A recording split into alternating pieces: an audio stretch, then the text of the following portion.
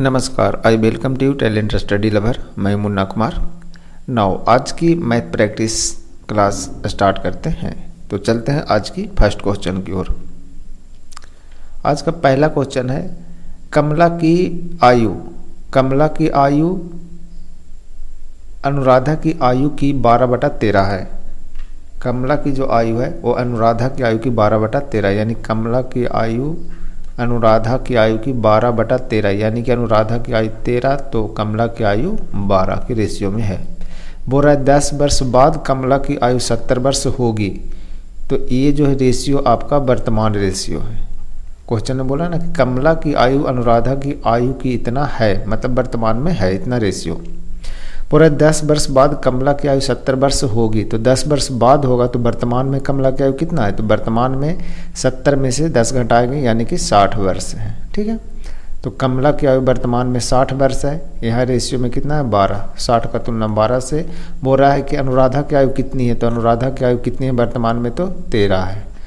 काट देंगे तो हो जाएगा 13 × 5 = 65, यानी कि इस क्वेश्चन का राइट आंसर 65 होंगे। बढ़ते हैं आगे नेक्स्ट क्वेश्चन की ओर। नेक्स्ट क्वेश्चन नंबर 2 है। बोल रहा है एक दुकानदार अपने माल का अंकित मूल्य क्रय मूल्य से कितने अधिक नियत करे। क्रय मूल्य और अंकित मूल्य यानी मार्केट प्राइस। मान लेते हैं क्रय मूल्य 100 रुपया किसी वस्तु का, तो कितना अधिक उसे अंकित करे। मान लेते हैं कि 100 + 1 अंकित करे उसे, ताकि 12.5% की कटौती करने के बाद भी उसे 5% का लाभ हो। तो दोनों जो है सेलिंग प्राइस आपस में बराबर कर लेंगे। तो 5% लाभ होगा, यानी कि 100 का 105% बराबर 100 + 1 का कितना छूट देने पर 12.5% की छूट देगा, मतलब कि 87.5% पर वो बेचेगा वस्तु। यानी अंकित मूल्य पर 12.5% का छूट दिया तो वस्तु को बेचेगा इतना में, और यदि क्रय मूल्य उसका 100 है तो 5% लाभ कमाएगा तो बेचेगा वस्तु को इतना में। तो आपस में दोनों सेलिंग प्राइस बराबर हो गए। परसेंट हटाएंगे आपका 100 हो जाएगा। 100 से 100 ये कट गए, आपको दशमलव हटाएंगे, बटा में 10 गुणा कर काट देंगे तो 25 × 75, 25 × 5 = 125, 25 × 4 = 100। ठीक है, 35 × 75 से कट गए तो हो जाएगा 40 × 120, यानी x की वैल्यू हम बोल सकते हैं कि 20। तो x की वैल्यू 20 रखेंगे, मतलब टोटल मार्केट प्राइस जो आ जाएगा कितना आ जाएगा, टोटल 120। तो बोल रहा है कि वहीं कितना अधिक अंकित करें, तो 100 की वस्तु रहेगा तो 120 उसे अंकित करना पड़ेगा, यानी 20% अधिक अंकित करना होगा उससे। तो इस क्वेश्चन का राइट आंसर ऑप्शन बी। बढ़ते हैं आगे नेक्स्ट क्वेश्चन की ओर। नेक्स्ट क्वेश्चन है, किसी वस्तु को 144 रुपया बेचने से उसके क्रय मूल्य के 1/7 के बराबर हानि होता है। यानी CP यदि 7 है तो लॉस जो है उसे होता है 1 का। तो यानी कि वो बेचता होगा वस्तु कितने में, 6 रुपये में। ये हो जाएगा आपका रेशियो इस टाइप से। क्रय मूल्य के 1/7 यानी क्रय मूल्य 7 तो लॉस हो रहा है उसे 1 का, यानी वस्तु बेचेंगे 6 रुपये में। यहाँ बोल रहा है कि वस्तु को बेचता है 144 रुपये में। जब 144 रुपये में यहाँ बेचता है, यहाँ कितने में बेच रहा है, 6 में। क्रय मूल्य निकालेंगे, गुना कर देंगे 7, 24 से कट जाएंगे, 24 × 7 करेंगे तो कितना, यानी कि उस वस्तु का जो क्रय मूल्य था वो था 168 रुपया। यानी इस वस्तु का क्रय मूल्य कितना था, 168 रुपया, लेकिन उसे बेच रहा था 144 में। अब बोल रहा है कि इसे यदि 168 रुपया में बेचा जाए, आगे बोला है इसे 168 रुपया में बेचने से उसे होने वाला लाभ या हानि जो होगा वो क्या होगा। तो 168 रुपये की वस्तु वो खरीद था, यानी क्रय मूल्य 168 रुपया था। अब इससे बोल रहा है कि 168 रुपये में ही बेचा जाए तो कितना लाभ या हानि होगा। तो इसमें ना ही लाभ होगा ना ही हानि होगा, यानी ऑप्शन ए इसका सही आंसर है। बढ़ते हैं आगे नेक्स्ट क्वेश्चन की ओर। नेक्स्ट क्वेश्चन बोला 50 संख्याओं का औसत 30 आया है। यानी टोटल 50 संख्या है, इसका औसत आपको दिया है 30। ठीक है, आगे बाद में पता चला कि 2 संख्याएं गलती से 28 तथा 31 के स्थान पर 82 और 13 लिख दिया गया। यानी जो संख्या था सही वो 28 था और 31 था। ये दोनों संख्या को जोड़े तो सही जो संख्या था होना चाहिए था वो कितना, 59, यानी टोटल दोनों को जोड़ेंगे तो संख्या 59 लिखना चाहिए था, लेकिन गलती से 28 के जगह पर 82 और 31 के जगह पर 13, यानी कि गलती से उसने लिख दिया है 95। तो ये जो है वो गलत संख्या है और ये आपका सही संख्या था, समझेंगे इसको। तो सही संख्या यदि लिखता तो औसत 30 से कम होते, ठीक है, लेकिन उसने गलत लिख दिया था 95, इसलिए औसत वो बढ़ गया था। यानी जो रियल में जो औसत होगा वो 30 से कम होगा। तो 30 से कितना कम होगा? 95 में से 59 घटा देंगे तो आपको बच जाएगा कितना? 36। 36 टोटल योग कम था तो औसत में कितना कम हो जाएगा? 50 से भाग दे देंगे तो हो जाएगा 7 × 5 = 35, 1 2 × 10, यानी पॉइंट आगे आ जाएगा यहाँ, यानी 0.72 जो औसत है वो कम हो जाएगा। तो 30 में से 0.72 घटा देंगे तो आपका जो राइट आंसर होगा 29.28, इसका सही आंसर होगा 29.28। यानी पहले जो औसत था वो 30 था, जो कि गलती से हो गया था, रियल में उसको निकाला गया तो 0.72 उसमें कम हो जाएंगे, यानी 29.28 इसका राइट आंसर होगा। तो बढ़ते हैं आगे नेक्स्ट क्वेश्चन की ओर।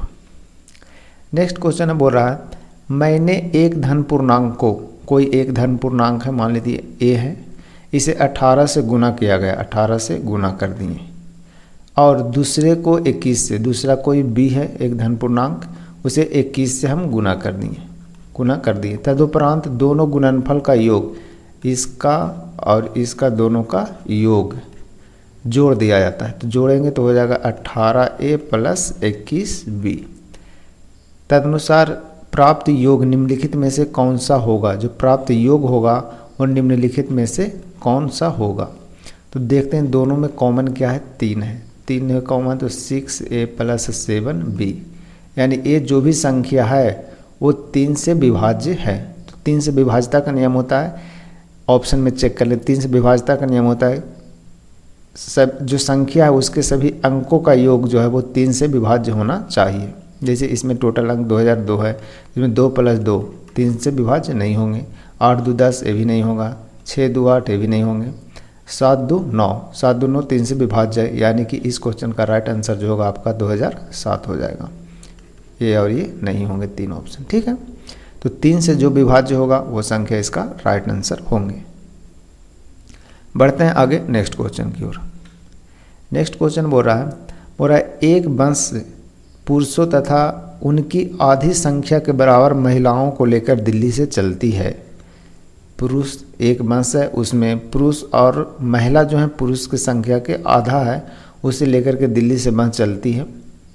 मेरठ पहुंचने पर, मेरठ जब पहुंचती है, पहुंचने पर 10 पुरुष उतर जाते हैं उसमें से तथा 5 महिलाएं सवार हो जाती है, ठीक है। आप देखिए बस में टोटल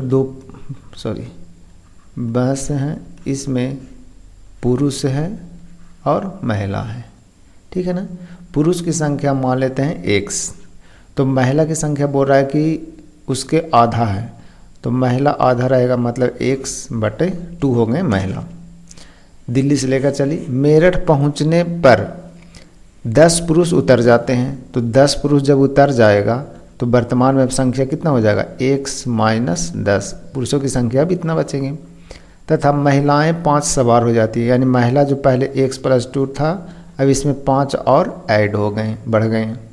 अब और आगे कि अब वंश में पुरुष तथा महिलाओं की संख्या बराबर हो गया, मतलब ये संख्या और ये संख्या जो आपस में क्या हो गया, बराबर हो गया।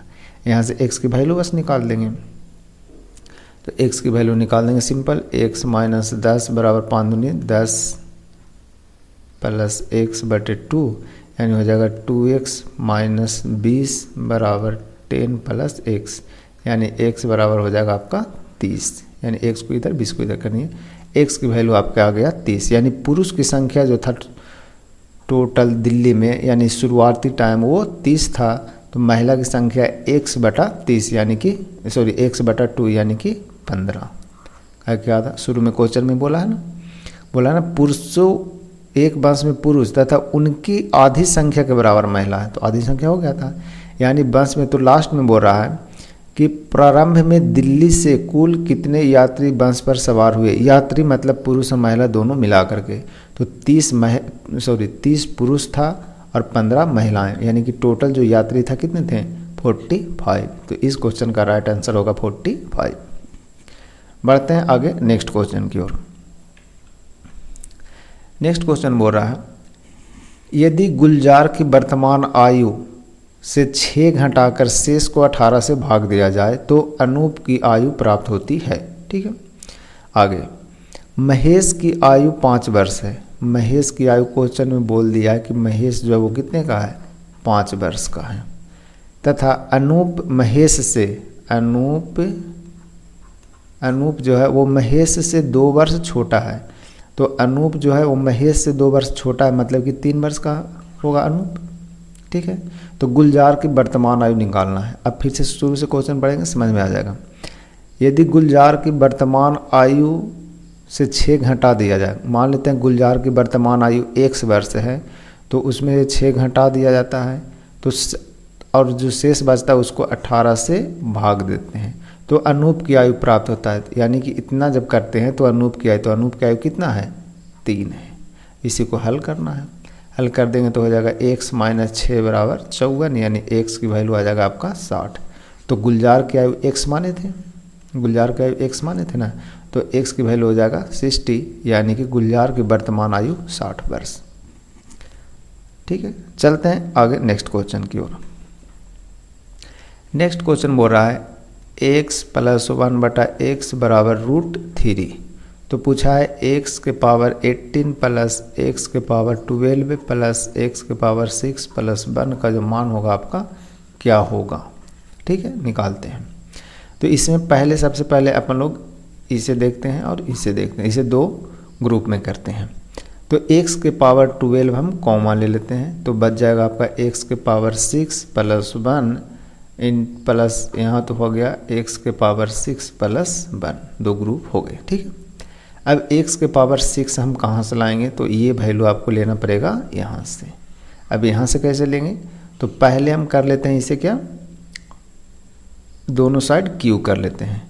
तो दोनों साइड जब हम q करेंगे, ये साइड भी और ये साइड भी, तो हो जाएगा AQ plus BQ plus 3AB into A plus B बराबर 3 के क्यू का √3 का होल क्यू करेंगे तो हो जाएगा 3√3। ठीक है ना, ये आ जाएगा। अब इसे हल करते हैं तो हो जाएगा x³ plus 1/x³ x³ plus 1/x³ plus x से x, ये आपका कट जाएगा। इसका वैल्यू ऑलरेडी दिया था √3 गुना 3 करेंगे तो आ जाएगा 3√3, और ये साइड भी आ गया आपका 3√3। अब इस वैल्यू को हम ए साइड करेंगे तो माइनस में आ जाएगा 3√3, जो कि कट का आ जाएगा आपका 0, यानी कि x³ प्लस 1/x³ की जो वैल्यू आ गया आपका कितना आ गया 0। अब इसी को हम हल करेंगे तो आपका आ जाएगा कितना x के पावर 6, यदि एलसीएम लेंगे तो आएगा ना, x के पावर 6 प्लस 1/x के पावर क्यू बराबर 0, यानी x के पावर 6 प्लस 1 बराबर 0।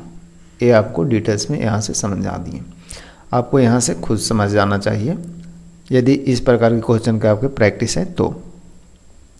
उसके बाद इतना का वैल्यू आपका आ गया 0, यहाँ का मान रखेंगे 0 गुना समथिंग 0, फिर इतना का मान 0 प्लस 0 बराबर 0, यानी इस क्वेश्चन का राइट आंसर जो होगा आपका 0 होंगे। ठीक है, तो बढ़ते हैं आगे नेक्स्ट क्वेश्चन की ओर।